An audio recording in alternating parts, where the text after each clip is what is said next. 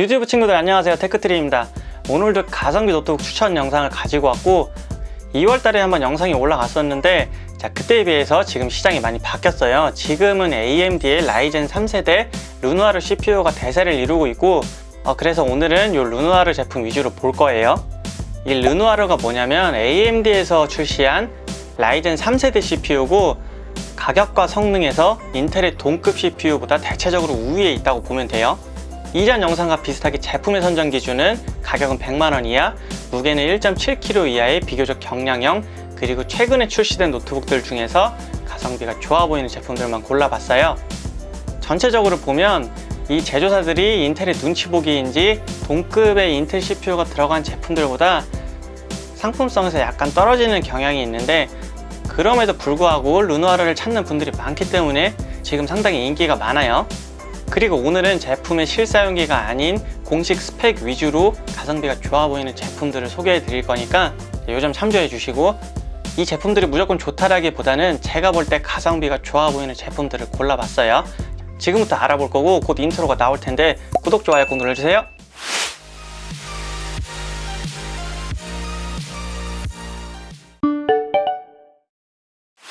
자, 먼저 볼 건 레노버예요. 레노버는 이 초가성비 제품부터 고급형까지 정말 많은 제품이 있죠. 그 중에서 오늘은 슬림 시리즈에 대해서 볼 거고 슬림 3와 슬림 5 두 가지 제품이 있어요. 이 둘은 가격 차이가 약 13만원 정도가 나고 성능은 비슷하지만 차이가 나는 부분이 좀 있어요. 그래서 이 차이점 위주로 볼 거예요. 우선 공통점은 루누아르 CPU를 사용하고 배가 내장 그래픽과 화면 크기 그리고 무게도 비슷하다는 점이 있고, 자, 이 차이점이 중요하니까 잘 보세요. 15인치 모델을 기준으로 슬림 3는 기본 램 4기가와 여기에 추가 슬롯이 하나 있어서 램을 확장할 수가 있어요. 반면에 슬림 5는 조금 더 빠르고 기본 램이 8기가지만 온보드 형태라서 램의 확장이나 추가가 불가능하다는 점이 있으니까 램이 12기가 이상 필요하다면 어쩔 수 없이 슬림 3를 선택해야 돼요. 설계를 일부러 이렇게 했는지 모르겠는데 제가 볼 때 뭔가 뒤바뀐 것 같아요. 여기에 배터리 용량에서도 차이가 나고 슬림 3에는 C타입 단자가 없어요. 반면 슬림 5는 C타입 단자에 PD 충전과 디스플레이 출력까지 지원하고 디스플레이의 밝기도 차이가 나죠. 그리고 슬림 3는 키보드 백라이트와 지문 인식이 없으며 베젤 크기에서도 약간 차이가 나네요. 램이 12기가 이상 필요한 게 아니라면 13만원 정도를 더 주고 저라면 슬림 5를 살 거예요. 레노버는 여기까지고, 이 슬림 시리즈와 비슷하면서 360도 힌지와 터치 화면을 지원하는 투인원 노트북인 플렉스도 있으니까 터치가 필요하신 분들은 이 플렉스 제품도 같이 봐주세요. 두 번째로 볼 건 한성이에요. 이 한성은 진짜 너무 많은 제품들이 나오고 있고 세부적으로도 파생 모델들이 굉장히 많아요. 그래서 이제 마감이나 조립에서 좀 부족한 모습을 보이기도 하는데 요런 거는 한성 컴퓨터에서 꼭 해결을 해줘야 돼요. 자, 아무튼 한성의 최근 제품 중에 가장 눈에 띄는 건 루누아르 고성능 CPU가 탑재된 올데이롱 제품이에요. 이 제품은 고성능 CPU가 들어가고 외장 그래픽 카드가 없는 제품인데 요것 때문에 욕하시는 분들도 있는데, 제가 볼 땐 디자인이나 간단한 영상 작업을 하면서 휴대성이 중요한 분들한텐 최고의 선택이 아닐까 하는 그런 틈새를 잘 공략한 모델로 보여요. 이 제품은 5450과 5470 두 가지로 나왔고, 두 제품의 차이는 CPU와 기본 램, SSD 구성 정도가 있어요. 용도를 봤을 때 제가 볼 때는 5470이 더 가성비가 좋아 보이고, 5470H 모델은 루누아르 4800H CPU를 탑재하고 있고 기본 램 16기가에 SSD도 500기가로 괜찮은 기본 구성을 가지고 있죠. 램 슬롯은 2개인데 SSD 슬롯이 하나라서 SSD는 교체만 가능하고, 여기에 PD 충전을 지원하면서 한성답게 역시 NTSC 72%의 괜찮은 디스플레이를 탑재하고 있죠. 배터리는 91W의 대용량 배터리가 들어가 있으면서 무게가 1.5kg 밖에 안 나가는 참 특이한 친구예요. 이 제품은 포토샵이나 일러스트, 라이트룸 같이 이미지 작업을 하시는 분들이나 GPU 가속을 많이 필요로 하지 않는 제 유튜브 수준 정도의 영상 작업을 하실 분들에게는 아주 좋은 선택이 될 것으로 보이고, 좋은 CPU 성능에 무게도 가벼운 그런 제품으로 볼 수 있어요. 아쉬운 점은 HDMI 출력이 1.4 버전이라는 건데 이 정도 CPU에서는 4K 모니터를 연결해서 사용하실 분들도 있을 것 같아요. 그래서 HDMI가 2.0이 아닌 건 좀 아쉬운 부분이고, 물론 이건 CPU 성능이 좋기 때문에 생기는 아쉬운 점이에요. 이 올데이록 모델을 기준으로 화면 크기와 배터리 용량을 줄여서 무게를 더 줄인 언더케이지 모델이 있고, 올데이론과 비슷한 사양의 외장 그래픽을 탑재한 모델도 얼마 전에 출시됐으니까 이 제품들도 같이 한번 봐주세요. RTX 2060이 130이면 가성비 선 넘는 건데. 에이수스는 젠북과 비보북에서 루누아르 제품이 나왔어요. 젠북은 현재 출시된 루누아르 저전력 제품군의 14인치 이상 모델 중에서 유일하게 NTSC 72%의 디스플레이가 탑재되어 있고, 거기에 웹캠이 IR 카메라가 들어가 있어요. 이 IR 카메라가 좋은 건 윈도우즈 헬로우 기능을 지원해서 안면 인식으로 로그인할 수 있다는 편리한 점이 있죠.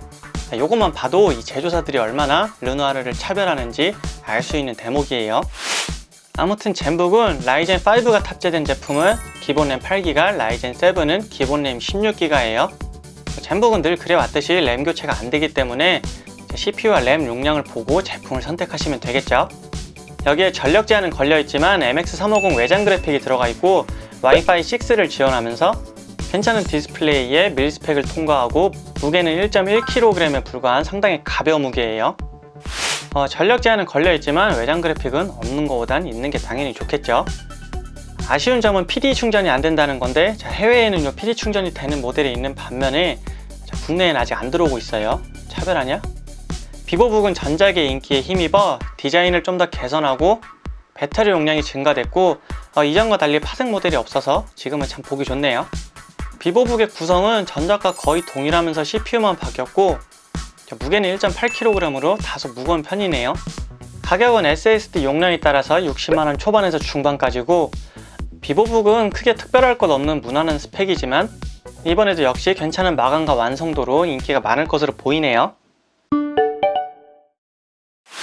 HP는 아직 메인 보급형 라인에서는 르누아르 제품이 출시가 안 됐고, 오히려 NB에서 먼저 나왔어요.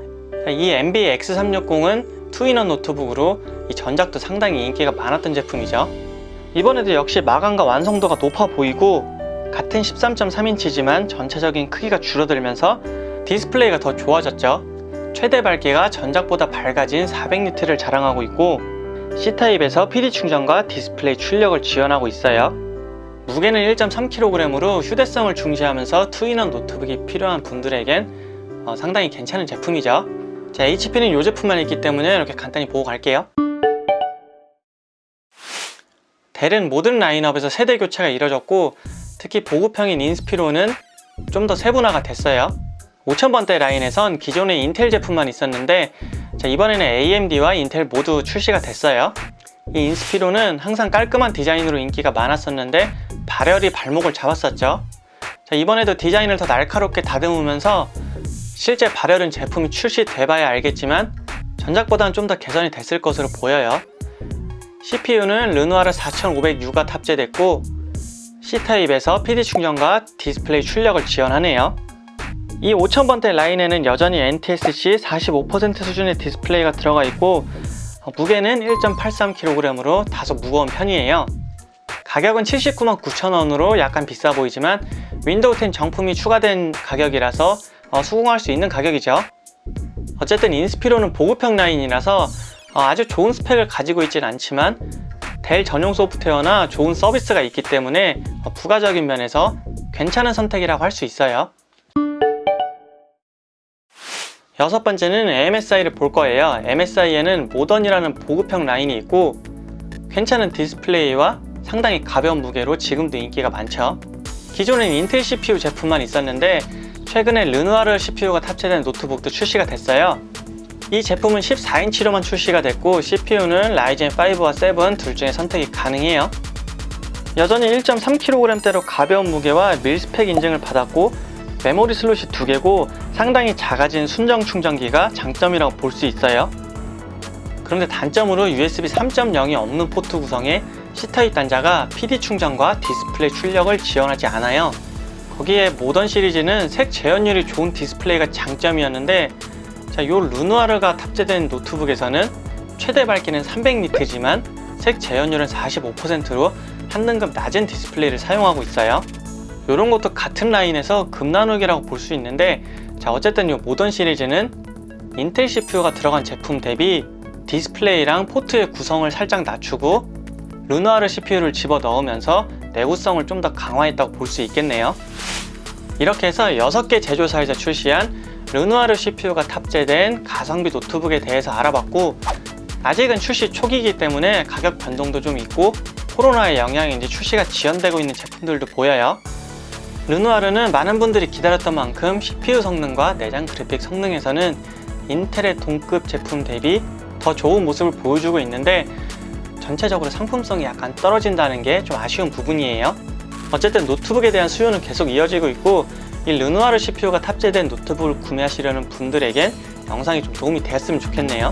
오늘 영상은 여기까지고, 오늘도 끝까지 시청해주셔서 감사합니다. 안녕.